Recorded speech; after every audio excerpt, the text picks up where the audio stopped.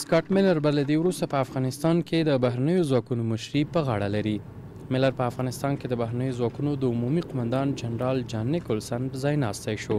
د نیکولسن د خدای پامانۍ او پر ځای د میلر د تعیین کېدو په مراسمو کې میلر وویل افغانستان به د وسلوالو په پټنځای بدل نشي.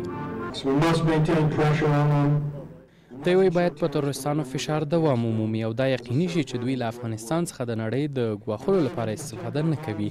په راتلونکو اونیو میاشتو کې به زه د دغه ماموریت له غړو، مشرانو، ملاتړ کوونکو او همداراز له خلکو سره ملاقاتونه ولرم او په دې اړه به ورسره خبرې وکړم چې موږ ولې دلته یو، ځکه دا زما لپاره ډیره مهمه مسله ده.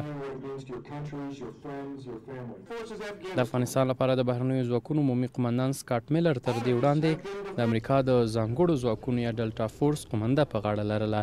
د میلر د معرفي په غونډه کې د افغانستان د ملي امنیت سلاکار د تروریزم پر وړاندې جګړه کې د بهرنیو ځواکونو رول مهم او د قدر وړ وباله.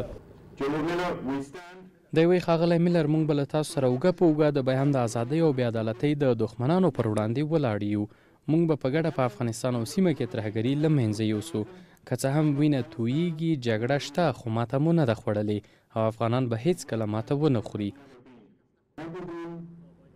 له جنرال جان نیکولسن څخه سکاټ میلر ته د قمندې د سپارلو په مراسمو کې د لوړپوړو افغان چارواکو سربیره په کابل کې د بهرنیو هیوادونو یو شمېر سفیرانو او استازو هم ګډون کړی و.